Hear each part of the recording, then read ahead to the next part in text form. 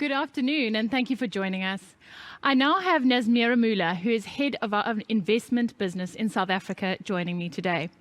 She works very closely with our portfolio managers who manage money on a daily basis on behalf of clients like yourselves, pension funds, public and private institutions as well. So Naz, on a daily basis, together with the portfolio managers, are engaging with, trying to manage people's money, as well as together with that risk that comes associated with that. So it makes her perfectly positioned today to share with us her investment insights, both as the head of our investment business, but as well as a mother and a wife. So thank you for joining us today, Naz. And let's kick it off with, you work with this large group of portfolio managers who are trying to create wealth for the underlying clients, and they're managing this money. For us on the other side of the table here, we're not so, in the markets every day. A lot of us have very different jobs. It seems very daunting, very complicated. You mentioned to me over lunch earlier that you actually don't think it's that different to how the portfolio managers think about their day-to-day jobs to how I should think about investing my money. Can you expand a little bit on that and maybe give us some principles that us normal people should follow? Sure, Siobhan. Thank you for having me today. I think the first thing to start with is don't make the mistake of not taking enough risk. Because I think a lot of people opt for the safest option, which is often a bank account or a money market account. And unfortunately, over the long term, you're actually taking much more risk that way because you're not investing in the assets that give you higher growth. So if you've got a longer term horizon, you need to take enough risk in your investment strategy. The second thing I'd note is diversify. So now if you've decided, okay, I'm going to take some risk, don't make the mistake of putting it all in Bitcoin or gold or Apple. Yeah. Don't put everything in one basket. You want to have some diversified set of investments. And then the third point I'd make is use expertise where necessary. So I'm saying take more risk, I'm saying diversify, and you're sitting there thinking, I've got a job, I've got children, I've got a whole lot of things going on. How am I going to get to grips with all this stuff? And I think that's where there's room to make use of expertise. So whether that means making use of a financial advisor, or whether that means using a unit trust. And the multi-asset unit trusts are the place that I think are best to start if you're going to make a single choice. So let's talk and get practical here, because those principles are very relevant and I think fairly easy to follow. But let's talk about your investments. Like, where do you invest your money?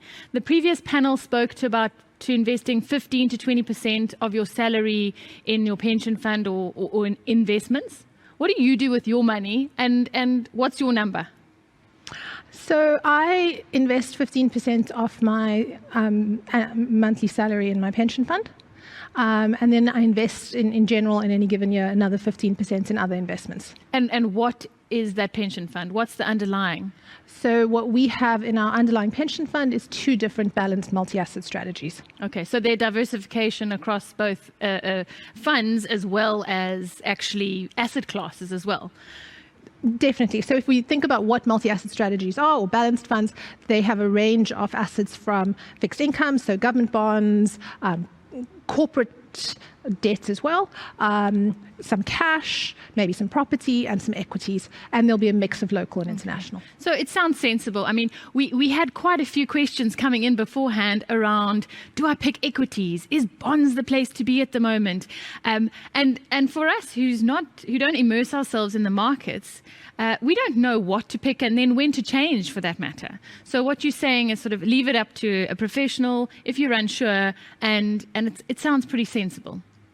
So let's kick off another very personal question. And I know you've got a daughter. So not only are you a successful investment woman in finance, you're also a mum. Now, she's a 10-year-old girl.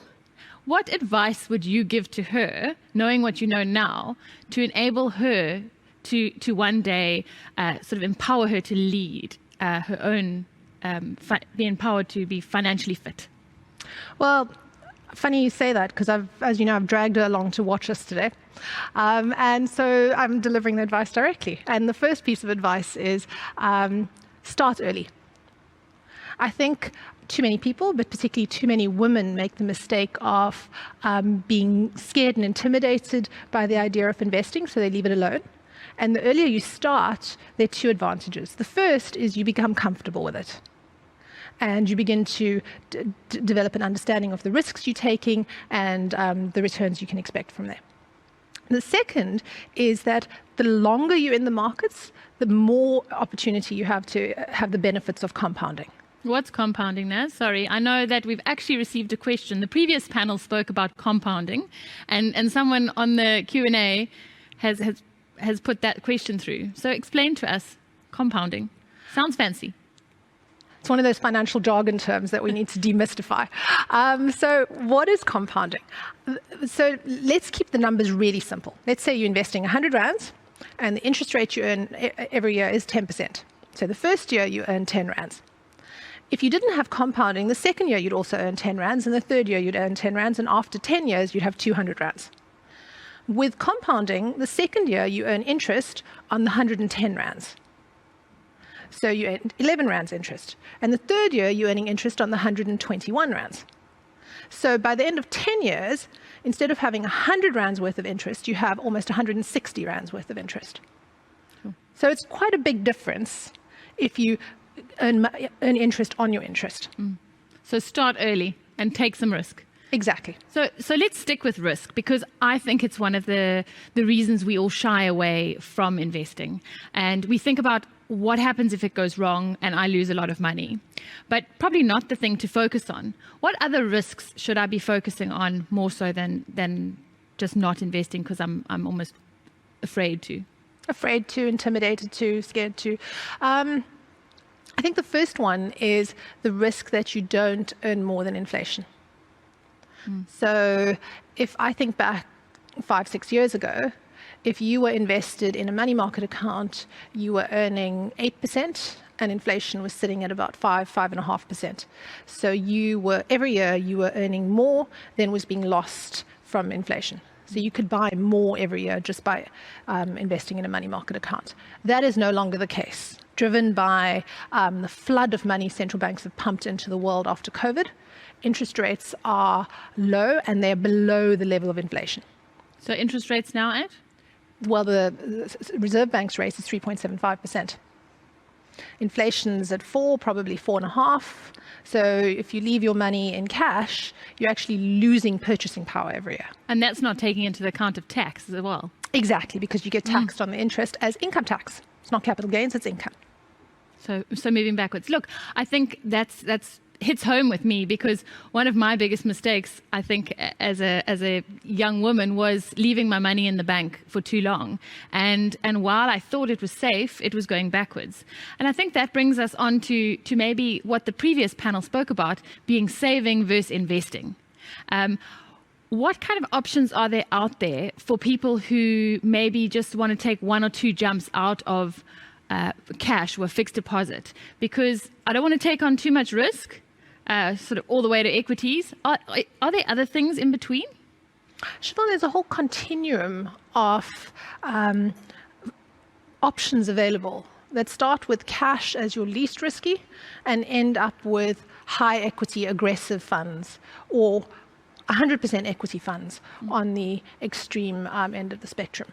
But what you see is you can get what are called diversified income funds. 91 has a diversified income fund, which doesn't invest in equities, invests only in debt, which is either the government debt or corporate debt, and that takes on a little bit more risk. But their whole philosophy is they're aiming to not see any capital losses ever for more than 6 months. Okay. And then you start adding, you can add low equity multi-asset funds, which 91 Cautious Managed has 40% equity, which, again, they have very short periods of time where you ever see any capital losses, even in difficult markets. So you can take steps out of risk. You don't have to take one big jump into equities or one big jump into a balanced fund if you've been sitting in money market for a long period of time. Exactly. You can familiarize yourself with the products. You can understand how you can incrementally add risk and gain comfort. And as I mentioned, one of my mistakes, as a successful woman like yourself, did you make any mistakes? Ironically, I've made the same mistake you have. I don't feel too bad then. I spent a lot of my 20s keeping far too much of my savings in cash. Okay. So you also went backwards. Would you do anything differently? I would do exactly what I've told Ruby to do, which is take more risk when you're younger. Start early because you can afford to. Markets go up and down and it looks scary, but if you have a longer term horizon, you can ride out that volatility. So we've spoken a lot about South African investments, and you mentioned balanced funds, and a lot of the funds that you've mentioned are all South African unit trusts. But you open the newspapers and you turn on the news and we get a little bit frightened, I think, sometimes. Should I even be investing in South Africa? What's your advice there and your opinion? How much should we have locally versus offshore? Well, I think you want to have diversification beyond just South African assets. So the first step is when we talk about balanced funds, they are able to have up to 30% in foreign assets, and virtually all of them do at this point in time. Beyond that, there's an ability to use feeder funds, so rand-denominated funds that have exposure to foreign assets. And if you want proper offshore exposure, there's the annual allowance of R1 million a year, which allows you to invest in offshore funds directly. Naz, I'm going to ask you maybe a little bit of a personal one that we haven't spoken much about. The previous panel spoke about seeking a financial advisor, and then Maya also mentioned that she is the sort of the head of investments in her household. How do you run things in your household, the investments as well as the kind of the running of the household? Siobhan, I think every situation's different. And you need to find that which works for you and your partner. The first thing that works for us is we have very open discussions on what we're doing, and we have clear systems. We're both slightly control freaks. So we have a spreadsheet at the end of the month that we tally up what we've spent and how we split it up. But in terms of investment decisions, I think we have the luxury of largely operating independently. And so we make separate decisions, but we do discuss them with each other regularly. Yeah, and I think that's what the previous panel also said. If you can do that. It's your financial future as well. But I think the important thing there is about having the conversation. I think so many of us shy away from it because maybe it's the unknown or we don't feel confident enough. And that brings me to my final question for you, because I think that women are very risk aware. They're not risk averse, they're just aware. They want to know what the outcomes are going to be, and they want all the information. And there's been quite a lot of studies done that have said a woman's propensity to invest is about 40% lower than men. So how in your opinion, do we go about changing this and actually starting to develop those financial habits that Kim spoke about in the previous panel? I think the first step is to talk about it. Especially, I think women more than men learn a lot, gain a great deal of confidence by talking through things and dissecting the concerns and processing it. So I think talking about it with our daughters, with our friends, because then we can learn from each other and share advice. And then the second is start. Start small if it makes you more comfortable, but start making investment decisions that start to take on some level of risk more than you have been historically. And I think what I learned as well in the previous panel, if everything is so overwhelming, there are so many people out there that can help you, that are so warm and welcoming to offer that advice. So money doesn't have to be, this daunting. Investing doesn't have to be complicated and scary for some people. Naz, thank you very much for sharing your personal insights and your journey when it comes to money. We really appreciate it, me personally, and I'm sure the audience did as well.